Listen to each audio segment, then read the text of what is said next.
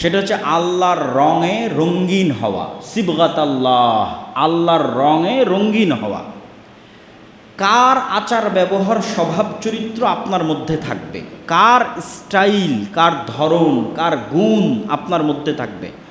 আল্লাহর গুণ, আল্লাহর ধরন, আল্লাহর স্বভাব, আল্লাহর চরিত্রের বহিঃপ্রকাশ আপনার মধ্যে থাকলে আল্লাহর ওই গুণের বহিঃপ্রকাশ আপনার উপর বেশি ঘটবে। উদাহরণ দিয়ে বলি, আপনি আল্লাহকে বলছেন, হে আল্লাহ আপনি আমাকে ক্ষমা করে দেন, কিন্তু আপনি আপনার কাজের লোককে কোনোদিন ক্ষমা করেন না। আপনার কোম্পানিতে কেউ ভুল করলে ক্ষমা করেন না, আপনার বাড়ির স্ত্রী ভুল করলে ক্ষমা করেন না, আপনার ভাই ভুল করলে ক্ষমা করেন না, কিন্তু আল্লাহর কাছে চাচ্ছেন যেন আল্লাহ আপনাকে ক্ষমা করে দেয়। তাহলে দুটো বিপরীত হয়ে গেল। তো আল্লাহর রঙে রঙিন হতে হবে। যেহেতু আল্লাহ ক্ষমাশীল আর আপনি আল্লাহর কাছে ক্ষমা চান, তাহলে শুরু আপনি করেন। আপনি আগে মানুষকে ক্ষমা করেন। আপনি মানুষকে যত বেশি ক্ষমা করবেন আল্লাহ আপনাকে তত বেশি ক্ষমা করবে, অটোমেটিক। এবার আর চাইতে হবে না। আপনি যখন মানুষকে ক্ষমা করছেন অটোমেটিক, তখন না চেয়েও আপনি ক্ষমা পেয়ে যেতে পারেন। কেন? আল্লাহর ওই গুণের বহিঃপ্রকাশ আপনার মধ্যে ঘটেছে। এবার আল্লাহ তার ওই গুণের বহিঃপ্রকাশ আপনার উপরে ঘটাবে। একটা হাদিস, রাসূল সাল্লাল্লাহু আলাইহি ওয়াসাল্লাম বলেছেন, ইরহামু মান ফিল আরদি ইয়ারহামুকুম মান ফিস সামা। তোমরা আল্লাহর কাছে দয়া চাও, তাহলে আগে তুমি দয়া করা শুরু করো। তোমার আশেপাশে পশু প্রাণী, জীব জন্তু, জানোয়ার, মানুষ, অসহায়, দরিদ্র, তাদের উপর আগে তুমি দয়া করো, আল্লাহ অটোমেটিক তোমার উপর দয়া করবে। তাহলে আল্লাহর নামের এবং গুণের বহিঃপ্রকাশ নিজের মধ্যে ঘটান। যেমন আল্লাহ সুবহানাহু ওয়া তাআলার একটা নাম হচ্ছে তিনি সবুর, হালিম, ধৈর্যশীল। আপনি চান যে আল্লাহ আপনার ক্ষেত্রেও ধৈর্যের বহিঃপ্রকাশ ঘটাক, কিন্তু আপনি নিজে ধৈর্য ধারণ করেন না। তো এই নামগুলোর ব্যাখ্যা আমরা আস্তে আস্তে আসবো। তো আল্লাহ সুবহানাহু ওয়া তাআলার নামের উপর ইবাদত করার সর্বশেষ অপশনটা কি? আল্লাহর গুণের বহিঃপ্রকাশ, যেগুলো নিজের মধ্যে আনা সম্ভব নিয়ে আসা। আপনি চান যে আল্লাহ আপনার টাকা পয়সা বাড়িয়ে দিক, তো আপনি আর যত মানুষের রিজিকের ব্যবস্থা করবেন, আল্লাহ আপনার হাত দিয়ে তত মানুষের রিজিকের ব্যবস্থা করে দিবে। তাহলে অটোমেটিক আপনার টাকা বাড়বে। তাহলে আপনি যত বেশি মানুষের রিজিকের দায়িত্ব নেবেন, আল্লাহ তার রাজ্জাক হওয়ার গুণ আপনার উপর তত বেশি বহিঃপ্রকাশ ঘটাবে। যে আল্লাহ রাজ্জাক, ইয়ারযুকু মান ইয়াশা বিগাইরি হিসাব, যাকে ইচ্ছা তাকে বেহিসাব রিজিক দান করতে পারেন, এই গুণের বহিঃপ্রকাশ ঘটাবে। আল্লাহ সুবহানাহু ওয়া তাআলার নাম এবং গুণের মধ্যে আমরা প্রথমেই আলোচনা করেছি যে আল্লাহ এই নামটা প্রপার নাউন, কোনো ল্যাঙ্গুয়েজে ট্রান্সলেশন সম্ভব নয়, এবং এটা আল্লাহর সর্বশ্রেষ্ঠ এবং সর্বোচ্চ সবচেয়ে মহান নাম। এই জন্য কালেমা তয়্যিবা এই নামই নামকরণ করা আছে, লা ইলাহা ইল্লাল্লাহ, আল্লাহু আকবার। এই জন্য সব কাজের শুরুতে আল্লাহ, বিসমিল্লাহ, বিসমিল্লাহির রহমানির রহিম, পশু প্রাণী জবাইয়ের শুরুতে আল্লাহ, এই নামটা সবচেয়ে মহান এবং সবচেয়ে গুরুত্বপূর্ণ। এই নামের পরে আল্লাহ সুবহানাহু ওয়া তাআলার গুরুত্বপূর্ণ কয়েকটা নামের ব্যাখ্যা আজকে আমরা আপনাদের সামনে তুলে ধরার চেষ্টা করব এই আলোচনায়। আল্লাহ সুবহানাহু ওয়া তাআলার একটা নাম হচ্ছে রহমান, দয়ালু। তো আল্লাহ সুবহানাহু ওয়া তাআলার দয়া এবং মানুষের দয়ার মধ্যে পার্থক্য কিভাবে বুঝবেন? মানুষও তো দয়ালু হয়। মানুষ দয়ালু হয় কিভাবে? আপনি কারো কাছে গিয়ে চাইলে, কাঁদলে, নিজের দুঃখ কষ্ট তুলে ধরলে, তখন মানুষ দয়ালু হয়। যে আমি এই বিপদে পড়েছি, আমার টাকা পয়সা হারিয়ে গেছে, আমার বাচ্চা অ্যাক্সিডেন্ট করে অসুস্থ অবস্থায় মেডিকেলে আছে, প্রকাশ করতে হয় যে আমি এই অবস্থায় আছি, আমাকে সহযোগিতা করেন। তখন মানুষের অন্তরে দয়া তৈরি হয়। 2 নম্বর, মানুষের কাছে আপনি যদি সাহায্য চান, তাহলে হয়তো একবার দিতে পারে, 2 বার দিতে পারে, কিন্তু বারবার চাইলে বিরক্ত হয়, রেগে যায়, বিতাড়িত করে দেয়। আর আল্লাহ সুবহানাহু ওয়া তাআলার দয়া এগুলোর থেকে এতটাই ব্যতিক্রম যে আল্লাহ সুবহানাহু ওয়া তাআলার কাছে না চাইলে রাগ করে, আর যত চাওয়া হয় তত খুশি হয়। আল্লাহু আকবার। মানুষের কাছে চাইলে মানুষ রাগ করে, আল্লাহ সুবহানাহু ওয়া তাআলার কাছে যত চাইবেন তত খুশি হবে। চাইবেন না তবে রাগ করবে যে কেন চাইলো না। তাহলে কতটা বিপরীত। এই জন্য রাসূল সাল্লাল্লাহু আলাইহি ওয়াসাল্লাম আমাদেরকে যে আদেশ দিয়েছেন, সে হাদিসগুলো আমি পড়ব, রাসূল সাল্লাল্লাহু আলাইহি ওয়াসাল্লামের হাদিস। তার আগে আরও কয়েকটা বিষয় দেখে নিই, যে সমগ্র পৃথিবী যত রকমের দয়ার উপর নির্ভরশীল, যেমন আমরা যখন মায়ের কোলে ছিলাম, তখন মায়ের অন্তরে যদি দয়া তৈরি না হতো, তাহলে আমাদের বড় হওয়ার সুযোগই ছিল না, মরে যেতে হতো। মায়ের অন্তরে দয়া তৈরি হয়েছে দেখে তিনি দুধ দিয়েছেন, পেশাব পায়খানা করেছি তখন পরিষ্কার করেছেন, দেখেছেন। এরকম সৃষ্টিজীবের সকল পশু প্রাণী একজন আরেকজনের দয়ার উপর নির্ভরশীল। ডলফিন যখন অসুস্থ হয় তখন আর 10টা ডলফিন মাছকে উপরে তুলে রাখে যাতে ও একটু নিঃশ্বাস নিতে পারে। যখন কোনো হাতি বিপদগ্রস্ত হয় তখন হাতির মায়েরা একসাথে একদল হয়ে তাকে গিয়ে বাঁচানোর চেষ্টা করে। এরকম যত প্রাণী আছে আমাদের আশেপাশে দেখবেন প্রত্যেকটাই তার সন্তানের প্রতি কী পরিমাণ দয়াশীল, ভালোবাসা, মহব্বত। তো রাসূল সাল্লাল্লাহু আলাইহি ওয়াসাল্লাম বলছেন, সারা পৃথিবী যত দয়ার উপর টিকে আছে, এই সকল দয়া মহান আল্লাহর 1% দয়ার কারণে এরা পরস্পরের উপর দয়াশীল। আল্লাহ তার 1% দয়া পৃথিবীর মধ্যে বন্টন করে দিয়েছেন, আর 99টা দয়া আল্লাহ সুবহানাহু ওয়া তাআলা তার কাছে রেখে দিয়েছেন, কিয়ামতের মাঠে বহিঃপ্রকাশ ঘটাবেন। আল্লাহু আকবার। রাসূল সাল্লাল্লাহু আলাইহি ওয়াসাল্লামের হাদিসগুলো বলি আল্লাহর দয়া সম্পর্কে। আবু হুরায়রা রাদিয়াল্লাহু তাআলা থেকে বর্ণিত, তিনি বলেন রাসূল সাল্লাল্লাহু আলাইহি ওয়াসাল্লাম বলেছেন, মাল্লাম ইয়াসআলিল্লাহ ইয়াগদাব আলাইহি, যে আল্লাহর কাছে চায় না আল্লাহ ওর উপর রাগ করেন।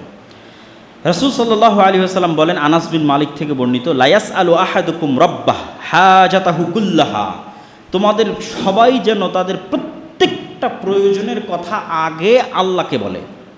হাত্তা শিসা না আলিহি ইদান কাতা, যদি ওর পায়ের জুতার ফিতাও ছিঁড়ে যায় তাহলে আগে যেন আল্লাহকে বলে, আল্লাহ আমার পায়ের জুতার ফিতাটা আপনি ঠিক করে দেন। এই পরিমাণে যেন সে আল্লাহর কাছে চাইতে অভ্যস্ত হয়। কিন্তু দেখবেন মানুষ আল্লাহর কাছে না চেয়ে বড় বড় প্রশাসনের হর্তাকর্তা, ঘুষের লেনদেন, টেবিলের নিচ দিয়ে লেনদেন, মাথা নত করা, ওই জায়গাগুলোতে মানুষ আগে কড়া নাড়ে, কিন্তু রব্বুল আলামিনের কাছে ফিরে যেতে চায় না। অথচ আল্লাহ সুবহানাহু তাআলার রহমত, ওয়াসিআত কুল্লা শাইইন রাহমাহ, রহমানের দয়া থেকে পৃথিবীর একটা সৃষ্টিজীব মুক্ত নয়। কাফের, মুশরিক, ইহুদি, নাসারা, হিন্দু, বৌদ্ধ, খ্রিস্টান, সবার উপর রহমানের দয়া সমানভাবে।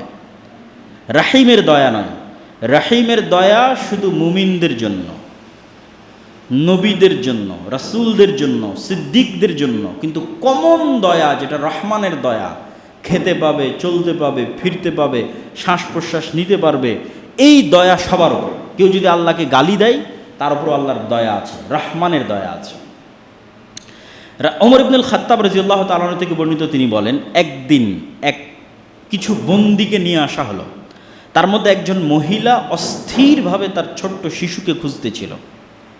যখন সে ছোট্ট শিশুটাকে পেল, ফাল জাকাতহু বিবাতনিহা ওয়ারদাআতহু, বুকের সাথে জড়িয়ে নিয়ে তাকে দুধ পান করাতে লাগলো। তখন রাসূল সাল্লাল্লাহু আলাইহি ওয়াসাল্লাম বলেন, আতারাউনা হাদিহিল মারআ তারিহাতান ওয়ালাদাহা ফিন্নার, তোমরা কি মনে করো হে সাহাবীরা, এই মহিলা তার বাচ্চাকে আগুনে নিক্ষেপ করতে পারে? তখন সাহাবীরা বলল, লা ওয়াল্লাহ, অসম্ভব। যে মা তার সন্তানকে এত ভালোবাসে সে কেমনে তার সন্তানকে আগুনে নিক্ষেপ করবে? ওহিয়া তাকদিরু আলা আল্লাহ তাতরাহ, ফাকাল রাসূলুল্লাহ সাল্লাল্লাহু আলাইহি ওয়াসাল্লাম, আল্লাহু আরহামু বিইবাদি মিন হাযিহি বিওয়ালাদিহা, এই মা তার সন্তানকে যত ভালোবাসে আল্লাহ তার বান্দাদেরকে তার চেয়ে বেশি ভালোবাসে। এটা হচ্ছে আল্লাহ সুবহানাহু তাআলার দয়া। আল্লাহ সুবহানাহু তাআলার দ্বিতীয় গুণ, যেটা ইসমে আজম হওয়ার সম্ভাবনা আছে, যেটা আয়াতুল কুরসিতে শুরু হয়েছে, আল্লাহু লা ইলাহা ইল্লা হুয়াল হাইয়ুল কাইয়্যুম। আমরা যখন এই গুণটার অর্থ করি যে চিরঞ্জীব, চিরস্থায়ী, তখন কিন্তু বোঝা যায় না যে এই গুণটার আসলে মর্মার্থ কী। একটা উদাহরণ দিলে আপনি এই গুণের মর্মার্থটা বুঝতে পারবেন। মনে করেন বাবা বৃদ্ধ, বয়স্ক, কিন্তু তারপরেও কাজবাজ করতে পারে, ইনকাম করতে পারে, টাকা নিয়ে আসতে পারে। তো এরকম সময়ে ছেলে খুব হতাশ, বাবার ছেলে খুব হতাশ, কেমনে পড়াশোনা করবে, কেমনে শিক্ষা অর্জন করবে, কেমনে বিদেশে যাবে, টাকা পয়সা কেমনে উপার্জন করবে। তখন বাবা সান্ত্বনা দিয়ে ছেলেকে বলছে, আরে বেটা, তোর বাপ এখনো বেঁচে আছে, তোর বাপ এখনো মরেনি, তোর বাপ এখনো বেঁচে আছে, তোকে কি করা লাগবে, কি খাওয়ানো লাগবে, কোথায় পাঠানো লাগবে, কি পড়ানো লাগবে, তোর বাপ বেঁচে থাকতে তুই চিন্তা করিস না। তো মানুষ যে আর এক মানুষকে চ্যালেঞ্জ দেয় যে আমি কিন্তু এখনো বেঁচে আছি, মরিনি রে, তো আল্লাহ বলছে আল্লাহু লা ইলাহা ইল্লা হুয়াল হাইয়ুল কাইয়্যুম। মানুষ যখন চরম বিপদে তখন যেন ওর মনে থাকে যে আল্লাহ মরেনি, আল্লাহ মরে না, বেঁচে আছে, আল্লাহ হাই। এই জন্য রাসূল সাল্লাল্লাহু আলাইহি ওয়াসাল্লাম বদরের যুদ্ধে এই নামটা বারবার উচ্চারণ করছিলেন যে আল হাইয়ুল কাইয়্যুম বিরহমাতিকা আস্তাগীস। আল্লাহ তো মরেনি, আল্লাহ তো মরে না, আল হাই। ওই উদাহরণের সাথে কানেক্ট করলে আপনি আল্লাহর এই নামের অর্থটা বুঝতে পারবেন। আল কাইয়্যুম, তিনি নিজে টিকে থাকেন, টিকে আছেন, আর সারা আসমান জমিন এবং তার মধ্যে যা কিছু টিকে আছে তার আল কাইয়্যুম এই নামের কারণে টিকে আছে। কাইয়্যুমুস সামাওয়াতি ওয়াল আরজ, সূর্য সূর্যের জায়গায় থাকতো না, ছিটকে পড়ে যেত যদি আল্লাহ কাইয়্যুম না হতো, কাইয়্যুম না হতো। আসমান আসমানের জায়গায় থাকতো না যদি আল্লাহ কাইয়্যুম না হতো। পৃথিবী পৃথিবীর জায়গায় থাকতো না, ভেঙে টুকরো টুকরো হয়ে যেত আল্লাহ কাইয়্যুম না হতো। শূন্যে পৃথিবীকে স্থির রেখেছে, ঘুরতেছে, সব কাইয়্যুম টিকে আছে, আল্লাহ কাইয়্যুম। এই জন্য আল হাইয়ুল কাইয়্যুম, চিরঞ্জীব, চিরস্থায়ী। এই জন্য আল্লাহ সুবহানাহু ওয়া তাআলা কোরআন মাজিদে বলছেন কুল্লু শাইইন হালিক ইল্লা ওয়াজহা, সারা পৃথিবীর সব কিছু ধ্বংস হয়ে যাবে, এমনকি আরশ বহনকারী ফেরেশতারাও মৃত্যুবরণ করবে, জিবরাইলও মৃত্যুবরণ করবে, মালাকুল মউত যে মানুষের জীবন কবজ করে সেও মৃত্যুবরণ করবে। শুধু বেঁচে থাকবে কে? কাইয়্যুমকে, হাইকে, আল হাইয়ুল কাইয়্যুম, চিরঞ্জীব, চিরস্থায়ী, শুধু তিনি থাকবেন। আল্লাহ সুবহানাহু ওয়া তাআলার দ্বিতীয় আর একটা নাম যেটারও ইসমে আজম হওয়ার সম্ভাবনা আছে, সেটা হচ্ছে আস-সামাদ। এই নামটা পবিত্র কোরআনে আর কোথাও ব্যবহার হয়নি, শুধু সূরা ইখলাসে ব্যবহার হয়েছে। এবং ধারণা করা হয় যে শুধু এই নামটার কারণে, আস-সামাদ এই নামটার কারণে সূরা ইখলাসের এত ফজিলত। তো আস-সামাদ এই নামটা আল্লাহর যত নাম আছে সব নামের মধ্যে উচ্চারণে বেশি ভাব গাম্ভীর্যপূর্ণ। সব নামের চেয়ে কেউ যদি বিশুদ্ধভাবে আরবি উচ্চারণ করতে পারে তাহলে আস-সামাদ এই নামটা উচ্চারণে বেশি ভাব গাম্ভীর্যপূর্ণ, বেশি শক্ত, বেশি প্রভাবশালী। তো সামাদ নামের অর্থ কী? সামাদ নামের হুবহু অনুবাদ বাংলা ইংরেজিতে করা সম্ভব নয় ব্যাখ্যা ছাড়া। যে একটা শব্দ দিয়ে আমি অনুবাদ করে দিলাম রহমানের মতো দয়ালু, এইভাবে অনুবাদ হয় না সামাদ নামের। এর ব্যাখ্যা লাগবে। এর এক নম্বর ব্যাখ্যা হচ্ছে আল্লাহ সুবহানাহু ওয়া তাআলা আত্মনির্ভরশীল, অমুখাপেক্ষী, এক নাম্বার। দুই নাম্বার, সাথে সাথে সারা পৃথিবীর সকল কিছু একে অপরের তো মুখাপেক্ষী অবশ্যই, তার পাশাপাশি তারা আল্লাহর উপর নির্ভরশীল, দুটো একসাথে। ঈসা আলাইহিস সালাতু ওয়াস সালামও তার মায়ের মুখাপেক্ষী, মায়ের দুধ খেয়ে তিনি বড় হয়েছে। তাকে ঘুমাতে হতো, তাকে খেতে হতো।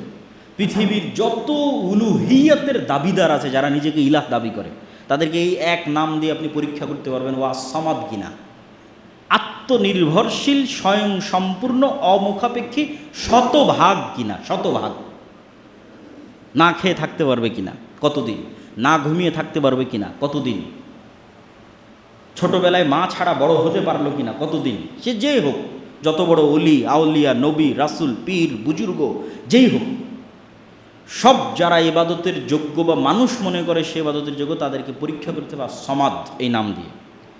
এই নামের শেষ যেটা ব্যাখ্যা সেটা হচ্ছে বাধ্যগত, চাক অথবা না চাক, ইচ্ছা হোক অথবা অনিচ্ছা হোক, আল্লাহর কাফের হোক অথবা আল্লাহর মুশরিক হোক অথবা আল্লাহর নাস্তিক হোক, সবগুলো বাধ্যগত অবস্থায় আল্লাহর কাছে এবং আল্লাহর রাজত্ব, আল্লাহর কন্ট্রোল এবং আল্লাহর কাছে ফিরে আসতে বাধ্য। ও চাইলো কি না চাইলো তাতে দেখে আল্লাহ সুবহানাহু ওয়া তাআলার কোনো লাভ নাই।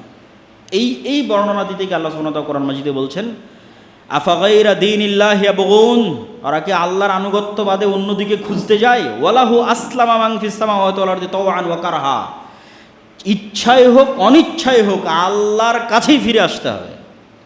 আল্লাহর রাজত্বের বাইরে যাওয়ার কারো ক্ষমতা নেই। ও যত বড় কাফের হোক, নাস্তিক হোক, মুশরিক হোক, ফেরাউন হোক, নমরুদ হোক, আল্লাহর কন্ট্রোলে। সাব্বাহা লিল্লাহি মা ফিস সামাওয়াতি ওয়াল আরজ ওয়া হুয়াল আজিজুল হাকিম, আসমান এবং জমিনের মধ্যে যা কিছু আছে প্রত্যেকটা সৃষ্টিজীব আল্লাহর তাসবিহ পাঠ করে, ইচ্ছায় অনিচ্ছায়।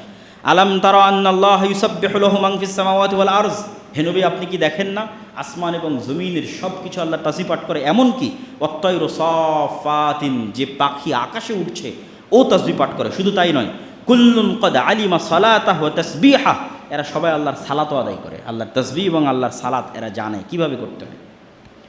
ওয়ালিল্লাহি ইয়াসজুদু মান ফিস সামাওয়াতি ওয়াল আরদি তাওআন ওয়া কারহা, চাক অথবা না চাক, ইচ্ছা হোক অথবা না হোক, সব সৃষ্টিজীব আল্লাহ সুবহানাহু ওয়া তাআলার কাছে সিজদায় অবনত হতে বাধ্য হয়, হতে হয়। এ হলো সামাদ। আল্লাহ সুবহানাহু ওয়া তাআলার কন্ট্রোলের বাইরে কিচ্ছু নেই। আর তিনি নিজে অমুখাপেক্ষী, মানুষ সব একে অপরের মুখাপেক্ষী, আবার আল্লাহর উপর নির্ভরশীল। আল্লাহ সুবহানাহু ওয়া তাআলার পরের যে গুণ আমরা আলোচনা করব সেটা হচ্ছে আল আজিজ। আজিজ মানে মহাপরাক্রমশালী। মহাপরাক্রমশালী বলতে কি বুঝায়? মানুষের ক্ষমতা থাকতে পারে, সাবেক প্রধানমন্ত্রীরও ক্ষমতা ছিল, কিন্তু মহাপরাক্রমশালীর ক্ষমতা কি? কারো ক্ষমতা জবাবদিহিতার বাইরে নয়। ডোনাল্ড ট্রাম্পের ক্ষমতাও জবাবদিহিতার বাইরে নয়। চায়নার প্রেসিডেন্ট শি জিনপিংয়ের ক্ষমতাও জবাবদিহিতার বাইরে নয়। ও কিছু করতে গেলে 10 বার চিন্তা করবে ডোনাল্ড ট্রাম্প কী বলবে, রাশিয়ার প্রেসিডেন্ট ভ্লাদিমির পুতিন কী বলবে। জবাবদিহিতার বাইরে নয়, জবাবদিহিতার আওতায়, প্রশ্নের মুখে। তাহলে মহাপরাক্রমশালী মানে কি? যাকে কেউ প্রশ্ন করতে পারবে না, প্রশ্ন করার সাহস এবং ক্ষমতা রাখে না।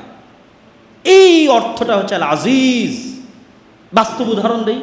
বাস্তব উদাহরণ হচ্ছে আল্লাহ সুবহানাহু ওয়া তাআলা যদি বলে যে আমি ফেরাউন আর নমরুদকে জান্নাতে দিয়ে দিলাম, তাহলে ইব্রাহিম, মুসা আর মুহাম্মদ সাল্লাল্লাহু আলাইহি ওয়াসাল্লাম এই প্রশ্ন করার সাহস রাখেন না, কেন দিলেন?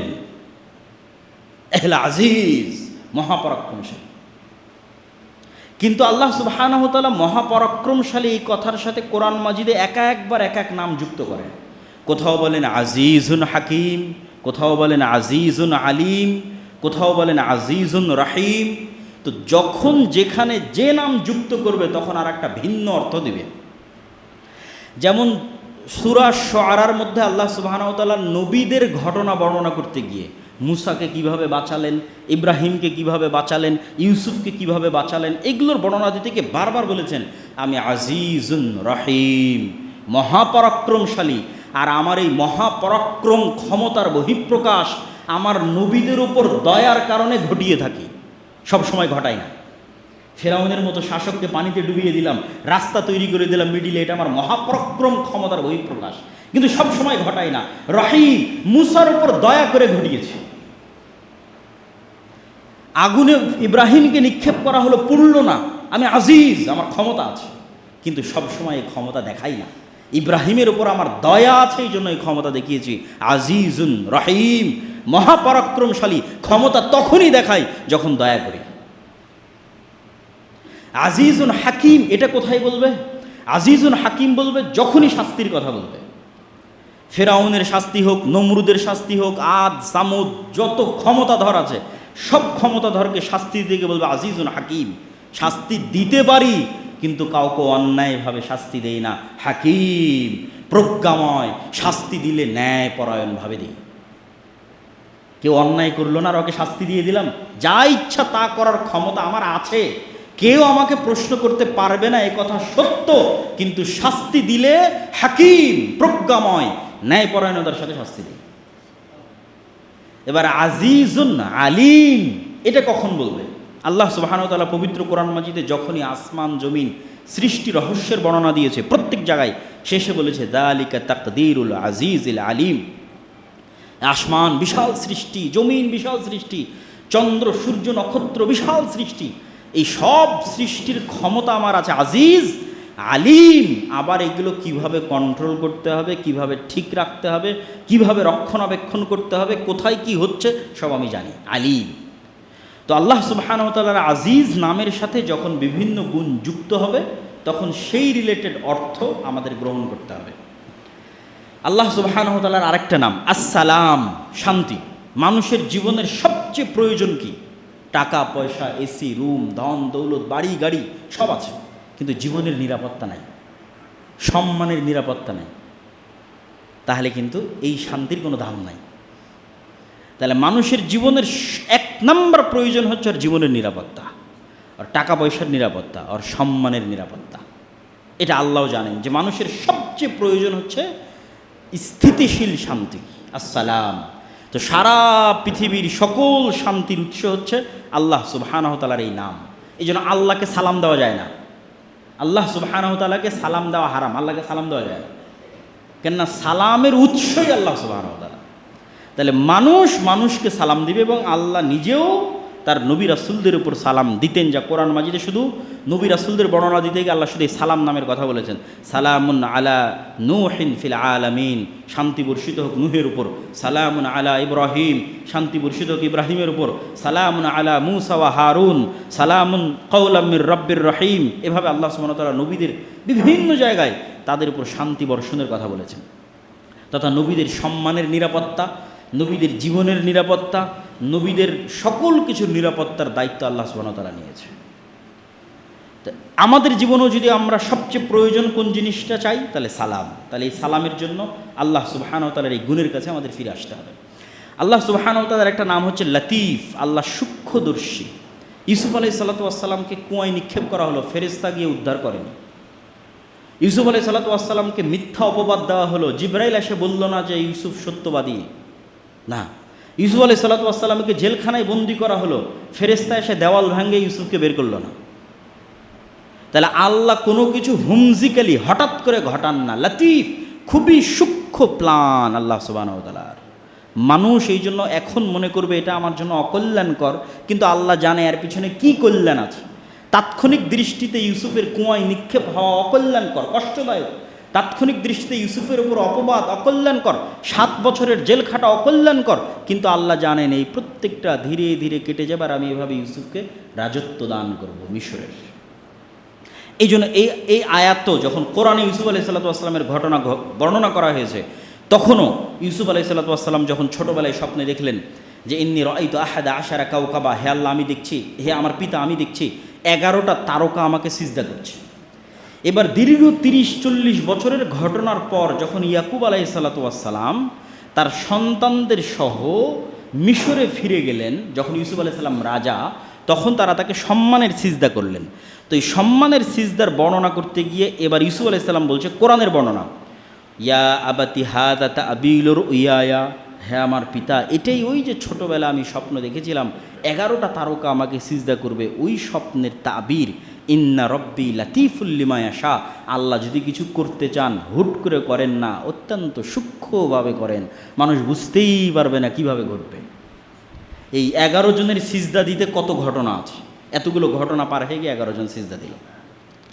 তো মুসা আলাইহিস সালাতু ওয়াস সালামকে বাঁচাতে হবে, মুসা আলাইহিস সালাতু ওয়াস সালামকে মানুষ করতে হবে। আল্লাহর প্ল্যান সূক্ষ্ম, যে তার সবচেয়ে বড় শত্রু তার ঘরে তিনি লালন পালন করলেন। মুহাম্মদ সাল্লাল্লাহু আলাইহি ওয়াসাল্লাম যখন শিয়াবে আবি তালেবে তথা গৃহবন্দী অবস্থায়, কুরাইশরা গৃহবন্দী করে রেখেছে বানু হাশেম এবং বানু মুত্তালিব গোত্রকে, কোনো খাবার নাই, 3 বছর যাবৎ গৃহবন্দী। এই 3 বছরে আস্তে আস্তে ঘুনে পোকা ওই গৃহবন্দির ঘোষণা যেটা কাবা ঘরে লাগানো ছিল ওটা খেতে থেকেছে 3 বছরে খেয়ে শেষ করে দিয়েছে, এরা কেউ খুলে দেখেনি। এবার মোহাম্মদ সাল্লাল্লাহু আলাইহি ওয়াসাল্লাম তার চাচা আবু তালেবকে বলছে, চাচা কাবা ঘরে যে চুক্তিপত্র লেখা আছে আমাদের গৃহবন্দির, ওটা ঘুনে পোকা খেয়ে শেষ করে দিয়েছে, অন্ত নাই, ওখানে যাওয়ারই সুযোগ নাই, বন্দি অবস্থায় আছে। তখন আবু তালেব আবু জাহেলদেরকে ডাক দিয়ে বলছে, আমার ভাতিজা সত্য বলে, আমার ভাতিজা বলেছে কাবা ঘরে তোমরা যে চুক্তিপত্র লিখে রেখেছো গৃহবন্দির, ওটা উই পোকা খেয়ে শেষ করে দিয়েছে। যদি আমার ভাতিজার কথা সত্য হয় গৃহবন্দী মুক্ত করে দিতে হবে, আর যদি আমার ভাতিজার কথা মিথ্যা হয় তাহলে মোহাম্মদ সাল্লাল্লাহু আলাইহি ওয়াসাল্লামকে তোমরা যা করতে চাও করতে পারো, আমার কোনো আপত্তি নেই। খুলে দেখা গেল কাবাঘর থেকে পাতা খুলে দেখা গেল, হ্যাঁ আসলে ঘুই পোকা খেয়ে শেষ করে দিয়েছে। তো মোহাম্মদ সাল্লাল্লাহু আলাইহি ওয়াসাল্লামের মতো শ্রেষ্ঠ নবীকে গৃহবন্দী থেকে মুক্ত করতে হবে, তো আল্লাহর প্ল্যান কত সূক্ষ্ম, যেই পর্যন্ত মানুষের চিন্তা শক্তিও যেতে পারে না। এইভাবে আল্লাহ সুবহানাহু ওয়া তাআলা সাহায্য আসে, এইভাবে আল্লাহ সুবহানাহু ওয়া তাআলা প্ল্যান করে। অতএব আপনি কখনো বিপদে আছেন, কখনো সমস্যায় আছেন, যদি হতাশ হন তাহলে হবে না, আল্লাহর এই নামের কথা স্মরণ রাখতে হবে, লতিফুল লিমা ইয়াশা। আল্লাহ সুবহানাহু ওয়া তাআলা হালিম এবং সবুর, ধৈর্যশীল। কেন ধৈর্য ধারণ করেন, কি কারণ? আমেরিকা ইসরায়েল এত অত্যাচার করতেছে, আল্লাহ এত ধৈর্যশীল কেন? আল্লাহ যদি ধৈর্যশীল না হতো তাহলে সবার আগে বিপদে পড়তো মুমিনেরা, কেন মুমিনেরা বিপদে পড়তো? তাহলে আপনি একটা পাপ করলে সাথে সাথেই শাস্তি আসা লাজিম। কেন আল্লাহ ধৈর্যশীল নয়? আপনি চাচ্ছেন যে আমেরিকা ইসরায়েল পাপ করতেছে, ওর উপর আল্লাহ শাস্তি দিক, তাহলে এবার আপনি যে পাপ করতেছেন তো আপনার উপর তো সাথে সাথে শাস্তি আসবে, তখন আপনি কোথায় যাবেন? তো আল্লাহ সুবহানাহু ওয়া তাআলার ধৈর্যের গুণ মুমিনকে উপকার দেয় কিভাবে? ক্ষমা চাওয়ার সুযোগ দেয়। ভুল করেছো, আল্লাহ ধৈর্য ধারণ করছে, ক্ষমা চাও। আর কাফের মুশরিককে বিপদে ফেলে কিভাবে? ও তো মনে করছে আরে আমি তো এত অন্যায় করি, কই কেউ তো আমাকে ধরে না, তখন আরও অন্যায় করে, ধোঁকা। কিন্তু যখন আল্লাহ সুবহানাহু ওয়া তাআলা ধরবেন তখন ইন্না বাতশা রাব্বিকা লাশাদীদ, খুব শক্তভাবে ধরবেন। তাহলে আল্লাহ সুবহানাহু ওয়া তাআলার ধৈর্য আছে মানে আল্লাহ ছেড়ে দিচ্ছেন এটা কখনোই নয়, কিন্তু এর মধ্যে মুমিনদের উপকার আছে। এই জন্য রাসূল সাল্লাল্লাহু আলাইহি সাল্লাম একটা হাদিসে বলছেন, লাইসা আহাদুন আসবারা আলা আযান সামিআহু মিনাল্লাহ, আল্লাহ সুবহানাহু ওয়া তাআলার চাইতে আসমান এবং জমিনের মধ্যে কেউ ধৈর্যশীল নাই। ওয়ালাউ ইউআখিযুল্লাহুন নাসা বিজুলমিহিম, যদি আল্লাহ মানুষকে শাস্তি দিতে চাইতো মানুষের পাপের কারণে, সাথে সাথে মা তারাকা আলাইহা মিন দাব্বা, তাহলে পৃথিবীতে একটা প্রাণীও বেঁচে থাকতো না। তো সবার আগে আমরাই বিপদের মুখোমুখি হতাম। তাহলে আল্লাহ সুবহানাহু ওয়া তাআলার ধৈর্যের গুণ থাকাতে মুমিনদের লাভ আছে, আর কাফেরদের ক্ষতি কোথায়? এই জন্য ধৈর্যের গুণ সর্বশ্রেষ্ঠ। 5 জন নবী সকল নবীর উপর শ্রেষ্ঠত্বের আসনে গেছে শুধু একটা গুণে শ্রেষ্ঠ হওয়ার কারণে, সেটা ধৈর্য। 5 জন নবী, নূহ, ইব্রাহিম, মূসা, ঈসা, মুহাম্মদ সাল্লাল্লাহু আলাইহি ওয়াসাল্লাম, এই 5 জন নবী আর বাকি নবীকে অতিক্রম করে সর্বশ্রেষ্ঠ হয়েছে। কেননা তারা একটা গুণে আর অন্য সকল নবীকে পার করে গেছে, সেটা হচ্ছে ধৈর্যের গুণ। এই জন্য আল্লাহ কোরআনে আদেশ দিয়ে বলছে, ফাসবির কামা সাবারা উলুল আজমি মিনার রসুল, ধৈর্য ধারণ করেন দৃঢ় সংকল্পবদ্ধ ধৈর্য ধারণকারী রাসূলদের মতো। ধৈর্যের গুণ অতি মহৎ। আল্লাহ কোরআন মাজিদে সালাতের সাথে ধৈর্যকে যুক্ত করেছেন, তাকওয়ার সাথে, কৃতজ্ঞতার সাথে, সৎকর্মের সাথে। এমন কিছু নয় যার সাথে আল্লাহ সুবহানাহু ওয়া তাআলা যুক্ত করেননি। বিস্তারিত জুমার খুতবায় বলার সুযোগ পাচ্ছি না। ধৈর্য কয় জায়গায় বহিঃপ্রকাশ ঘটবে? 3 জায়গায়। সৎ আমলে ধৈর্য ধারণ, পাপ থেকে বিরত থাকতে ধৈর্য ধারণ, বিপদে আপদে ধৈর্য ধারণ। সৎ আমলে ধৈর্য কি? চিন্তা করলাম যে আজ থেকে 5 ওয়াক্ত সালাত আদায় করব, 2 দিন করে আর নাই, তাহলে কি নাই? ধৈর্য নাই। চিন্তা করলাম আজ থেকে প্রতিদিন কোরআন তেলাওয়াত করব, 2 দিন কোরআন তেলাওয়াত করে আর নাই, তাহলে কি নাই? ধৈর্য নাই। তাহলে সৎ আমল করতে সবচেয়ে জরুরি কি লাগে? ধৈর্য। পাপ থেকে বিরত থাকতে ধৈর্য। চিন্তা করলাম আর অশ্লীল দৃশ্য দেখব না, 2 দিন থামার পর আবার দেখলাম, ধৈর্য নাই। অন্তরের উপর কন্ট্রোল নাই। হারাম খাবো না, 2 দিন থামার পর খেলাম। সিগারেট খাবো না, 10 দিন থামার পর খাওয়া শুরু করে দিলাম, কি নাই? ধৈর্য নাই। তাহলে মানুষের সবচেয়ে প্রয়োজনীয় গুণ হচ্ছে ধৈর্য। আর সর্বশ্রেষ্ঠ হচ্ছে বিপদে আপদে ধৈর্য। বিপদে আপদে ধৈর্যের ক্ষেত্রে অসংখ্য ফজিলতের হাদিস আছে, সেগুলো বলার মতো এখানে সময় করতে পারছি না, কারণ আরও 2-1টা গুণ আল্লাহ সুবহানাহু ওয়া তাআলার বলবো। তবে এতটুকু মনে রাখেন, মুহাম্মদ সাল্লাল্লাহু আলাইহি সাল্লামের চাইতে বেশি বিপদ আপদের মুখোমুখি আপনি হননি। একই সাথে আপনার বাপও মারা গেছে ছোটোবেলায়, আপনার মাও মারা গেছে ছোটোবেলায়, আপনার জীবদ্দশায় আপনার বউও মারা গেছে, আপনার জীবদ্দশায় আপনার সব ছেলে মেয়ে মারা গেছে, একটা মেয়ে বাদে। এই ঘটনা পৃথিবীর কারোর সাথে ঘটেনি। হয়তো আপনার বাপ মারা গেছে কিন্তু বাকিরা আছে, হয়তো আপনার বউ মারা গেছে কিন্তু ছেলে মেয়ে আছে, বাপ আছে। কিন্তু একই সাথে একজন ব্যক্তির সাথে এই ঘটনা ঘটবে, ছোটোবেলায় বাপ মারা গেছে, তারপরে মা মারা গেছে, স্ত্রী মারা গেছে জীবদ্দশায়, বড় বড় মেয়ে, বিবাহিত মেয়েকে নিজের হাতে কবরে দাফন করে দিয়ে এসেছে, রোকাইয়া, উম্মে কুলসুম, জাইনাব, একজন সন্তান মাত্র বেঁচে ছিল, ফাতেমা। তো মুহাম্মদ সাল্লাল্লাহু আলাইহি ওয়াসাল্লামের চেয়ে বেশি বিপদগ্রস্ত আপনি নন, আপনার জীবনে কোথাও নন। আর আল্লাহ সুবহানাহু ওয়া তাআলার দয়া বিপদ দিয়ে বোঝা যায় না। আল্লাহর নবী বললেন, আল্লাহ যাকে সবচেয়ে বেশি ভালোবাসে ওকে বেশি পরীক্ষা করে।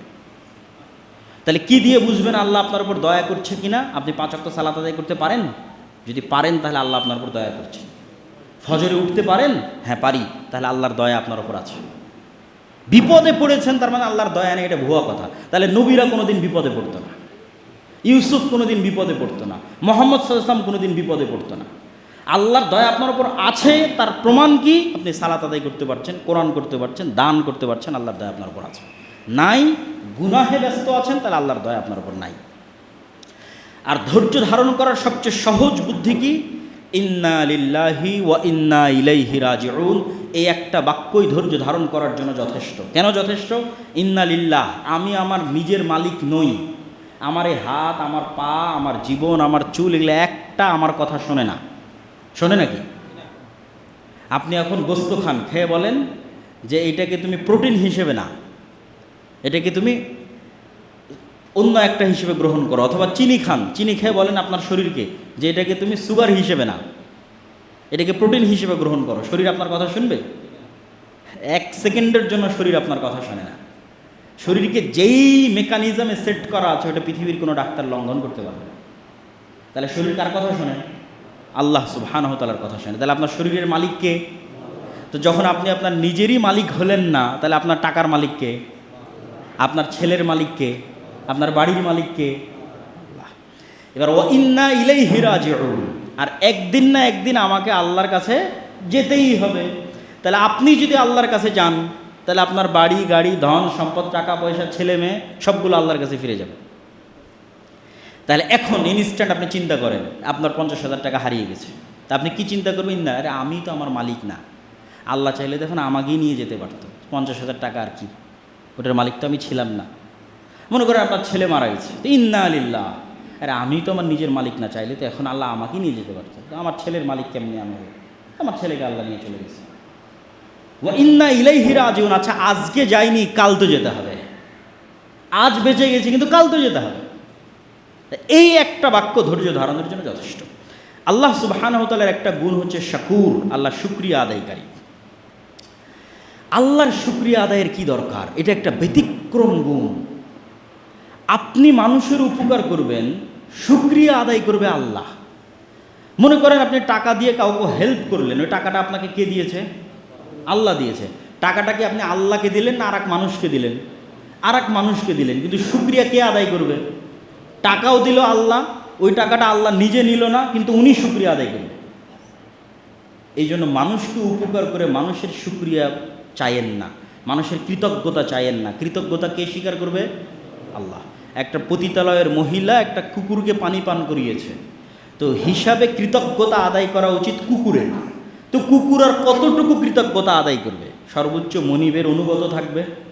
আর কৃতজ্ঞতা যদি আল্লাহ আদায় করে, তাহলে সব গুনাহ ক্ষমা করে দিয়ে জান্নাতে দিয়ে দিয়েছে। তাহলে আপনি মানুষের কৃতজ্ঞতা চান না, আল্লাহ শাকুর। আল্লাহ বলছে আমি শুকরিয়া আদায় করি। তোমার এত কিসের টেনশন? মানুষকে দিয়ে ভুলে যাও, শুকরিয়া আল্লাহ আদায় করবে। আল্লাহ সুবহানাহু ওয়া তাআলার আরেকটা গুণ করিম, মহানুভব। এইটা বাংলা অনুবাদ করে আপনাকে আমি বুঝাতে পারবো না, উদাহরণ দেওয়া ছাড়া। মনে করেন আমি একজন আলেম, আমার মধ্যে জ্ঞানের গুণ আছে, কিন্তু আমি মহানুভব নই। মনে করেন আমি দানবীর, দান করি, কিন্তু আমি মহানুভব নই। মনে করেন যে আমি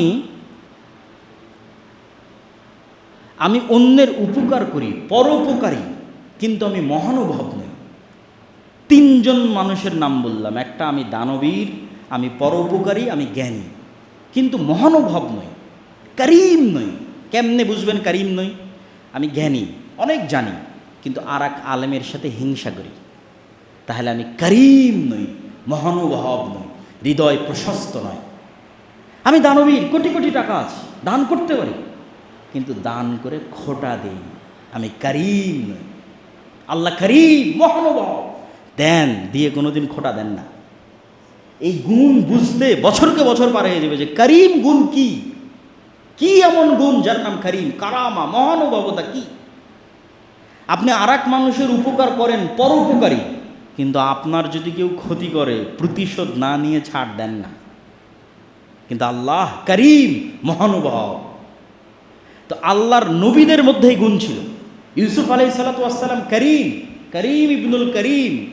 ভাইয়েরা তাকে হত্যার ষড়যন্ত্র করেছে, উনি প্রতিশোধ নেননি, কেন? উনি করিম।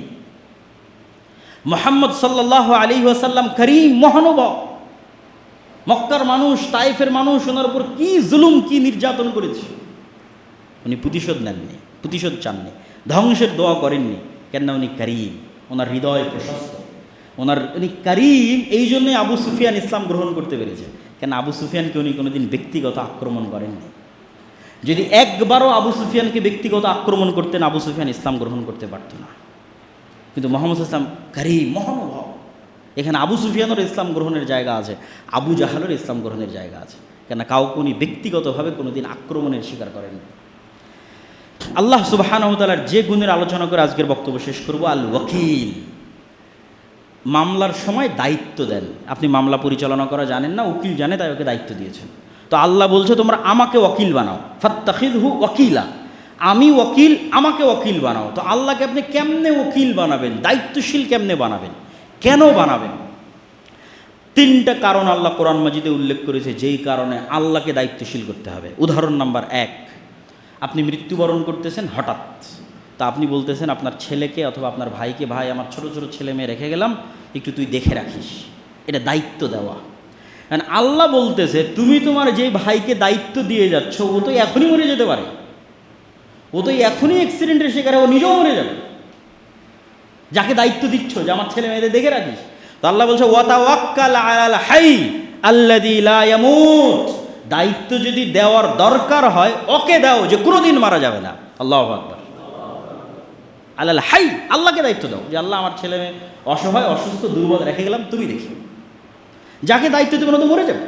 1 নম্বর কারণ কেন আল্লাহকে দায়িত্ব দিতে হবে। 2 নম্বর কারণ, মনে করেন বাংলাদেশের সকল ক্ষমতার মালিক আপনি, প্রধানমন্ত্রী, আপনারও কেন আল্লাহকে দায়িত্ব দেওয়ার প্রয়োজন হতে পারে। আপনি যদি আমেরিকা যান, ইউরোপ যান, বাংলাদেশের সরকারের উচ্চ পর্যায়ে আপনার যোগাযোগ আছে, কিন্তু আমেরিকাতে রাস্তার কুকুরের সমান মর্যাদা নেই। মানে বাংলাদেশে কোনো সমস্যা হলে আপনি ট্যাকেল দিতে পারবেন, কিন্তু আমেরিকায় পারবেন না। এবার আল্লাহ সুবহানাহু ওয়া তাআলা বলছে রব্বুল মাশরিক ওয়াল মাগরিব লা ইলাহা ইল্লাহু ফাত্তাখিযহু ওয়াকিলা। পৃথিবীর সবই যেহেতু আল্লাহ সুবহানাহু ওয়া তাআলার কন্ট্রোলে, আমেরিকায় থাকো আর বাংলাদেশে থাকো, আল্লাহর রাজত্বের বাইরে নয়, তাহলে দায়িত্ব আগে কাকে দাও? আল্লাহকে। উনি সমানভাবে তোমাকে বাংলাদেশে যতটুকু সহযোগিতা করতে পারবে, আমেরিকার মাটিতেও অতটুকুই সহযোগিতা করার একমাত্র ক্ষমতাধর আল্লাহ। তাহলে সমানভাবে কাকে দায়িত্ব? আল্লাহকে। ওয়ালিল্লাহি মা ফিস সামাওয়াতি ওয়া মা ফিল আরদ ওয়া কাফা বিল্লাহি ওয়াকিলা। দায়িত্বশীল হিসেবে আল্লাহ যথেষ্ট।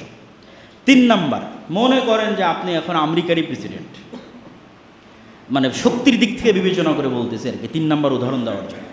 এখন আপনি যদি কোনো মরুভূমিতে থাকেন, কোনো সমুদ্রের জাহাজে থাকেন, আকাশে উড়োজাহাজের উপরে থাকেন, এবং কোথাও কোনো ত্রুটি দেখা দেয়, মোবাইলে চার্জ না থাকে, নেটওয়ার্ক না থাকে, ওয়াইফাই না থাকে, কোথায় যোগাযোগ করবেন আর কোথায় ফোন দেবেন? কে শুনবে আপনার কথা? কে বাঁচাবে আপনাকে? আল্লাহ বলছেন ওয়াতাওয়াক্কাল আলাল্লাহ ইন্নাহু হুয়াস সামিউল আলিম।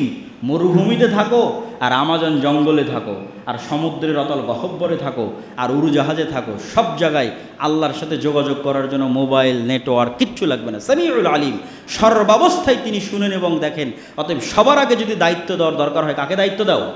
আল্লাহকে দায়িত্ব দাও। এই জন্য আল্লাহ আল ওয়াকিল, দায়িত্ব পালনে সবচেয়ে ক্ষমতাশীল।